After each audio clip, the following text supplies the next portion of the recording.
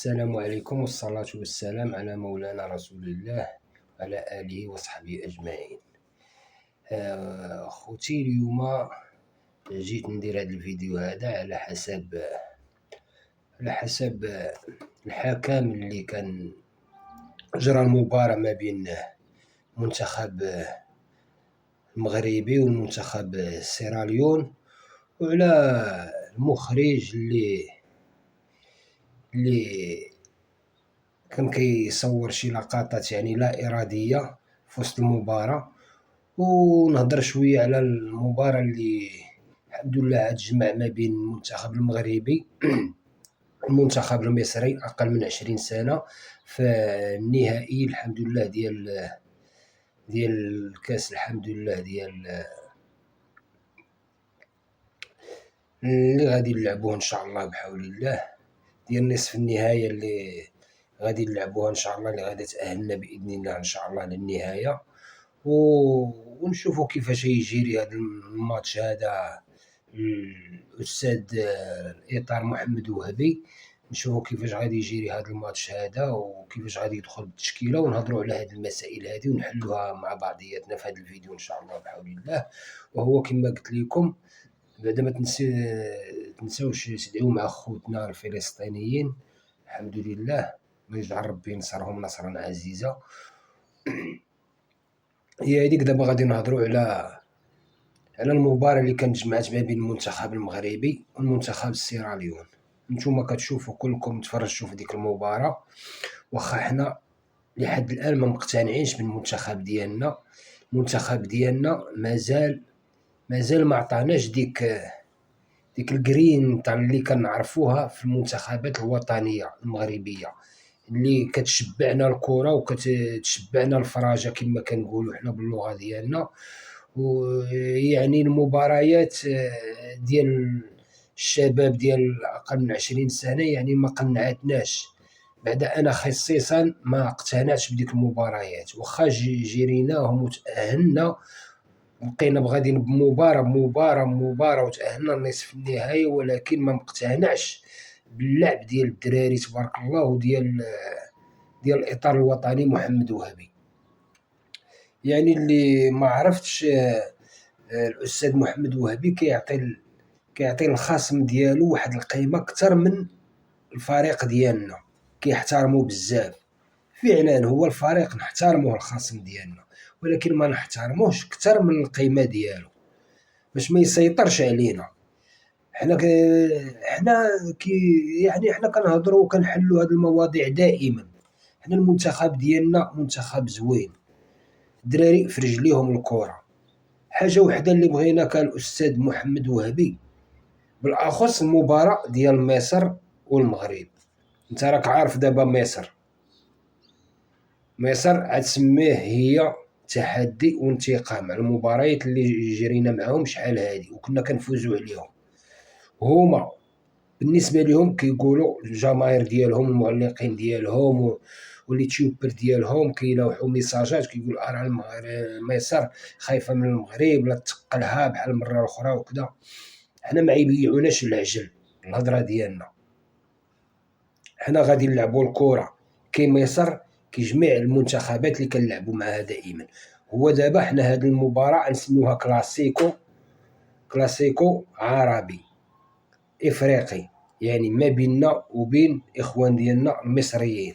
حنا عارفينهم كيحبونا وحنا كنحبوهم كذلك، ولكن لما كتكون المباراة بيننا وبينهم كيكون شوية ديال واحد الشحنة. راه أي جمهور كيبغي الفريق ديالو يفوز ويخرج بنتيجة إيجابية، ضروري ما كيشجع الفريق ديالو.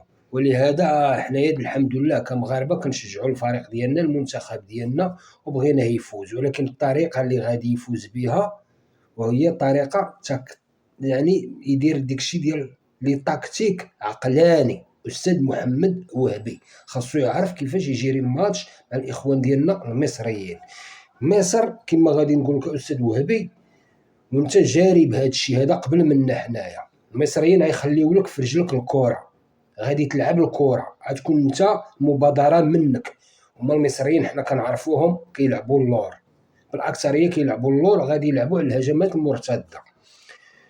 ولكن في هذه المباراة هذه هما غيلعبوا اللور، ولكن الهجمات ديال غيدوروا الكرة حتى هما، ماشي يرجعوا لك اللور كومبلي، غيديروا منك احتياط وغيخليو لك في رجلك الكرة. ولكن انت ديك الكرة اللي غادي تدورها يعني ما بين الدراري، خاصك تعرف التكتيك اللي تعطيهم والكرة اللي غيدوروها واللي غيلعبوها. اول حاجة الفرصة اللي تجيهم ما كيخصهمش يضيعوها، هذه اول حاجة. المصريين راه لما تجيهم شي هجومات مرتده راه ما يبغيوش يزقلوك، هما عارفين المغرب الدراري كيدريبليو في رجليهم الكره، كيجر واحد جوج ثلاثه، كيولي اتساع ما بين اللعابه، نقدروا نسجلوا هدف. هما عارفين هذا الشيء هذا، هما راه يتفرجوا فينا وكيتفرجوا فينا، والمدرب ديالهم يعرف كيفاش يمشي الامور ديالو مع اللعابه ديالو، وباش يزيرونا وباش ما يخليوناش نلعبوا الكره. هما ماشي ما يخليوناش نلعبوا الكره، غادي نلعبوا الكره، غيلوحوا لينا الكره في رجلينا، ولكن عارفين كيفاش يجريو الماتش. عايله الماتش تقال عليهم وضربنا عليهم واحد ولا جوج، غيقدروا يخرجوا من رونتهم، غيخرجوا يلعبوا الكره، وإلا خرجوا لعبوا معنا الكره ديك الساعه نقدروا نتقلوهم. ولكن خاصنا حنا نعرفوا كيفاش نجريو الماتش، كيفاش نشدوا الكره في رجلينا، ماشي غنلعبوا الكره بحال اللي لعبناها في المجموعات والماتش اللي لعبناه عاوتاني مع السيراليون. الله يسهل عليك. استاذ محمد وهبي، عارف كيفاش تمشي المباراه؟ انت دابا راك في نصف النهايه، ونصف النهايه راه المباراه كتربح ما كتلعبش. الدراري غيلعبوا الكره بعضياتهم، ولكن ما يكونوش بعاد على بعضياتهم، يقربوا لبعضياتهم باش اندوات تكون قريبه ليهم. شطلق شطلق شطلق، دريبله واحد جوج شطلق، ولوح الكره بعضياتهم، وخلي الدراري يلعبوا لافقاب ديالهم، يتيريو الكره للشبكه، يتيريو الكره للشبكه، ماشي تزمتهم ولا ترجعهم للور. غترجعهم للور غادي عاد تزيرهم. حنا كنلعبوا الكره، خلي الدراري يلعبوا الكره، هما يسمعوا التعليمات ديالك وانت عاوتاني ما تزيرهمش. والدراري اللي كنتي درتيهم نتايا في السونجمون مع السيراليون في دوزيام ميطا، بحال سميتو بالمسعودي والمختاري، هادوك الدراري ديال تيتيلير، هادوك ما تجلسهمش في بونتوش، هادوك كنتمنى اني تدخلهم من بروميير ميطا، هادوك غيخلقوا لك الفرق كبير. دراري زوينين تبارك الله، ومع معاذ الضحاك كذلك. يعني راه كاينين الدراري يعني تبارك الله دراري مزيانين، وكيدخلوا بالكره يعني الهجومات ديالهم كتكون مزيانه وكيلعبوها بعضياتهم. ديك الدراري دخلهم تيتيلير من الناحيه ديالي، لا انا ولا قلت انا ولا بزاف ديال الجماهير كيهضروا على ديك اللعابه تبارك الله، هادوك لعبهم تيتيلير. الدراري مازالين صغار ما ديرهم في البونتوش. كنتمنى يلعبوا من بروميير ميطا ضد مصر، وان شاء الله عاد تكون نتيجه ايجابيه. حنا كنشجعوك وكنشجعوا المنتخب ديالنا، الحمد لله. حنا ما كنقلوش من الكفاءه ديالك، بالعكس انت مدرب كبير وكنعرفوك وتفرجنا فيك شحال هادي. يعني حنا غير النظريه ديالنا والتحليل ديالنا اللي كنهضروا عليه، يعني المنتخب ديالنا في هذه البطوله ما قنعناش، واخا كان كيفوز بدون اقناع، يعني ما قنعناش. حنا عارفين الدراري في رجليهم الكره وعندهم كره مزيانه وكل شيء، ولكن شنو واقع لهم ما عرفتش. واش الخطه اللي كتعطيهم ولا كتهضر معاهم في الفيستير كتقول لهم شي حاجه بينك وبينهم، العلم لله ديك الشيء كيبقى يعني بينك وبينهم انت، اللي شو الحوار اللي كيدور بينك وبينهم. وكنتمنى ان شاء الله تكون واحد الخطه جميله، وان شاء الله نشوفوا منتخب اخر، وان شاء الله نفوزوا على اخواننا المصريين وندوزوا للفينال ان شاء الله بحول الله، ويكون على خير على خير ان شاء الله بحول الله. هي هذيك. دابا نهضروا على المباراه اللي كانت جمعتنا بيننا وبين السيراليون. حنا كنشوفوا ديك المخرج، انا ما عرفتش ديك المخرج، هو المخرج المباراه خدامه ولا يضاف فيها الحراقيه، وهو جالس كيصور لينا في النساء ديال السيراليون جالسين كيرقصوا وجالسين اش من مخرج هذا؟ انا ما عرفتش هذا المخرج هذا. حنا فيما كيكون لاعب المنتخب الوطني المغربي كتوقع فيه شي مفاجآت يعني غريبه. ديك النهار الحكم المصري، دابا المخرج، دابا الحكم الكاميروني عاوتاني، راه شفتوا شحال ديال الاخطاء اللي دار، فضائح تحكيميه بلا ما نزيدوا نهضروا عليها، راه كل شيء شافها. مع ذلك ربي عطانا الفوز الحمد لله. ولكن انا ما عرفتش التحكيم الافريقي مازال متاخر بزاف، حاولوا الكاف راه كيخصها ترد بالها لهذا الشيء هذا. انا دابا الاستاذ فوزي القجع دابا راه نائب الرئيس ديال الكاف. استاذ فوزي القجع، انت الحمد لله راك درتي نهضه يعني كبيره في الفروق الوطنيه المغربيه وفي الكره الوطنيه المغربيه والرياضه بصفه عامه في المغرب. كنتمنى الحمد لله ان شاء الله من الناحيه ديال هاد التحكيم الافريقي وكذا يكون عندك شي تدخل الحمد لله، وانت التدخلات ديالك كتكون سليمه، واخا كضر شي ناس اخرين ولكن التدخلات ديالك سليمه في صالح الجميع. كنتمنى يكون عندك تدخلات في هذا الشيء هذا. راه التحكيم الافريقي راه مازال اللور والله. شحال من منتخبات مساكن كيضيعوا بالتحكيم، وهذا التحكيم الافريقي خاصو ليه شي حل ان شاء الله بحال الله. راه تفرج شوف هذا الحكم الكاميروني شحال ضيع المنتخب المغربي، ومع ذلك ربي عطانا الفوز الحمد لله وتأهلنا نصف النهايه.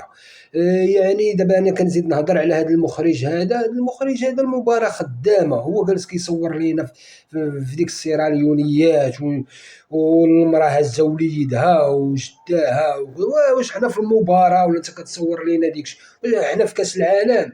لا ماشي في كاس العالم، وحنا دول اسلاميه صاحبي.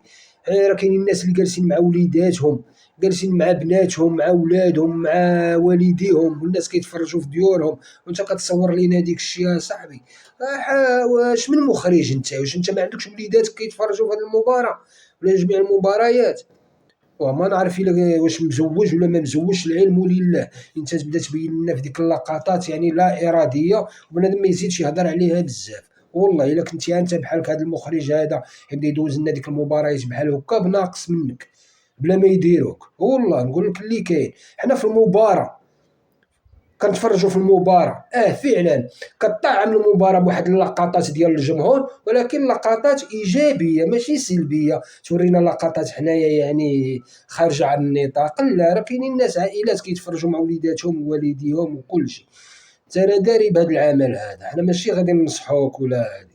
ترى ولد الرياضه وكل شيء. كنتمنى تصلح من هذه الامور ديالك اللي يسهل عليك في شي مباراه اخرى الا عطاوها لك، الا كان عندك شي افونتاج يعطيوك شي مباريات اخرى يعني تكون انت هو المخرج ديالها. هادو هما اللي انا بان لي علقت عليهم في المباراه ديال المغرب والسيراليون ديال الحكم الكاميروني، يعني اللي اخطا يعني بكثره. دار ما عرفتش واش يعني انحاز المنتخب ديال السيراليون، بغى هو اللي يدوز. ما عرفتش انا المغرب ولا عنده اعداء كثيره في النجاح ديالو. راه سبحان الله العظيم، راه العفو لا حول ولا قوه الا بالله العلي العظيم. من بعد عاد كيقولوا لك نخرجوا باعتذار. اش من اعتذار اصاحبي؟ اش من اعتذار؟ انت كديرها قد راسك ومن بعد كتقول تعتذر؟ شنو هذا الاعتذار؟ وانت غتخرج على فريق على قدو عام كامل هو كيضرب في التماره وكيوجد وكل شيء، وفي الاخر انت تخسروا وتنعز الفريق الاخر الخصم ما داير والو، ما هادي في الاخر تخسر الفريق الاخر. من بعد تخرج انت يعني في الجريده الرسميه ديالك انت ولا ديك الصفحه ديالك الرسميه تخرج بالله حنا كنعتذروا للفريق الفلاني. حنا ما عندنا ما نديروا بديك الاعتذار. انت اللي تخرج على جمهور على قدو ولا فريق على قدو، ما عندنا ما نديرو بديك الاعتذار ديالك. سير شربوا بكويس د الماء، ولا حنا ما عندنا ما نديرو به. الله يرحم بها الوالدين. الا كنتو نتوما شنو كيقول لك الرجل المناسب في المكان المناسب. حنا كنتمنوا من هاد المسؤولين الى تاقوا في واحد الشخص في واحد المكانه ديالو يتيقوا فيه الثقه في الله سبحانه وتعالى، ولكن يكون راجل مناسب ماشي راجل يعني محايز لواحد لا. الله يرحم بها الوالدين. راه كنا افريقيين، كنا مسلمين، كنا عرب. انسان شجع الفريق ديالك مرحبا، ولكن كونوا جوج فروق يعني من غير الفريق ديالك يعني 50-50. الله يسهل عليك. انا ما قلنا لك لا تشجعنا ولا تشجع الاخرين، انا عطينا غير يعني الاخر ديالنا كما كنقولوا. عطينا غير حقنا. الله يرحم بها الوالدين. ما تحاز حتى لشي واحد باش انت تكون في المكانه ديالك مزيانه، حتى واحد ما يعلق عليك بشي حاجه يعني ما تعجبكش. والحمد لله ما كنقولوش شي حاجه يعني لا اراديه اللي كتمسك ولا هذه. حنا كنحلوا شي مسائل كنشوفوها حنايا في يعني في التلفازه، يعني في ديك التصوير اللي كيدوز في التلفازه وكنتفرجوا فيه اجمعين، كنحلوا ديك المواضيع مع بعضياتنا. والحاجه اللي كضرنا راه كنقولوها يعني بطريقه سلميه، والحمد لله الحاجة اللي كتعجبنا عاوتاني راه كنقولوها كذلك، وراه هذا هو الجمهور، هذا هو حال الجمهور. الجمهور راه الحاجة اللي كتعجبو كيهضر عليها، واللي ما كتعجبوش كذلك كيهضر عليها. وكنتمنى الحمد لله بهاد المسؤولين هادو ياخدوا بعين الاعتبار ويحاولوا هاد الأخطاء هادي ما تبقاش تتكرر، الله يسهل عليكم، باش الحمد لله إفريقيا تمشي بعيد. دابا الكرة في إفريقيا ممتازة، يعني من داكشي مطعمة العالم كامل، إفريقيا مطعمة أوروبا كاملة بالكرة ديالها. علاش حنا إفريقيا تبقى اللور دائما أصاحبي؟ علاش؟ ديك الناس باش فايتيننا بالعقل والكره والحسد ما عندهمش والبغض. هما عندهم العنصرية، عندهم العنصرية، ولكن ديك الكره والبغض والحسد ما عندهمش. عندهم العنصريه، شي عناصر عندهم العنصريه، بحال في لاكوب دو موند، بحال في شي مباريات يعني اللي كتكون شويه قويه في تشامبيونز ليغ ولا كذا. ديك الشيء حنا ما نهضروش عليه وما ندخلوهم في الطريقه ديالهم بوحدها. ما نهضروش عليهم مدخلين ديك كوطي فوت وديك التخربيق، ديك الشيء حنا ما نهضروش عليه، شغلهم هذاك. حنا كنبغيو نتفرجوا في الكره. في المونديال تحيد ديك العنصريه اللي كاينه في اوروبا، الله يسهل عليكم، باش نتفرجوا في الكره. راه اوروبا كلها مدعماها افريقيا. راه افريقيا الى حيدوا كاع الافريقيين من اوروبا راه ما كايناش اوروبا. نقول لكم اللي كاين، اوروبا مدعمه بالافريقيين، بالدول العربيه بشمال افريقيا وبافريقيا بصفه عامه.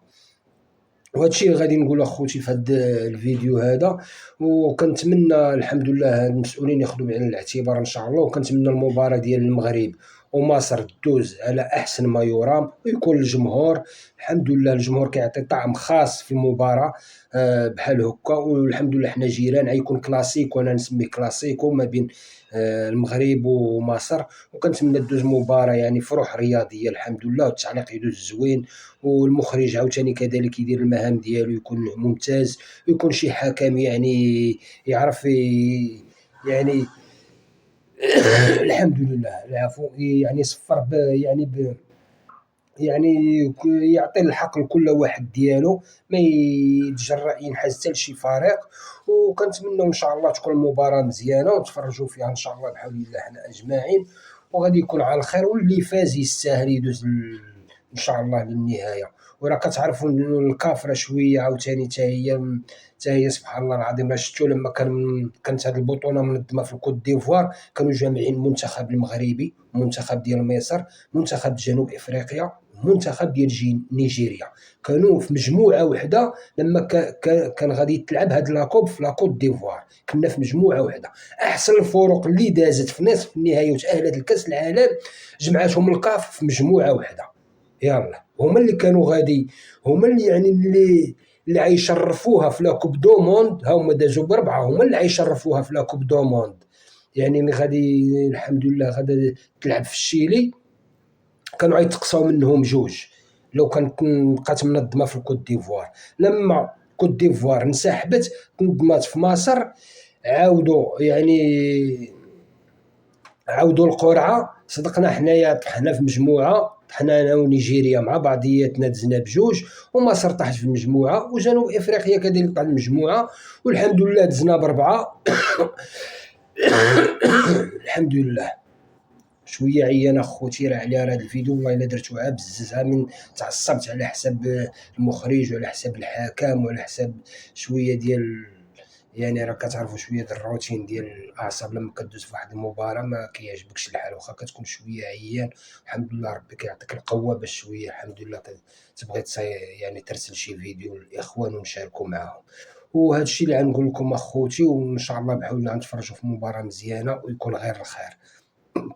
هادشي اللي بغيت نهضر عليه، ونحاول حتى الكاف الحمد لله تبدل من السيستيم ديالها وتحسن الامور ديالها. وكنتمنى من الاستاذ فوزي القجع الحمد لله دابا راه نائب رئيس ديال الكاف، وراه هو الكلمه ديالو مسموعه دائما الحمد لله. وعاوتاني حتى الكلمه ديالو ان شاء الله في هذه المسائل اللي يتدخل فيها هو كيتدخل فيها تدخل سلمي وايجابي، وان شاء الله غادي يكون غير الخير. وهذا الشيء ديال التحكيم وهذا الشيء ديال الكاف شي كواليس وشي تخربيق راه خاصها تحيد ان شاء الله بحول الله، وغادي يكون غير الخير. وما تنساوش تدعموا هذه القناه لايك وتفعلوا الجرس باش يوصلكم كل جديد. للإخوان ديالنا يعني المواطنين اللي في داخل الوطن وخارج الوطن الحمد لله. وما تنسوش دعموا أخوكم خالد لاليغا، والسلام عليكم.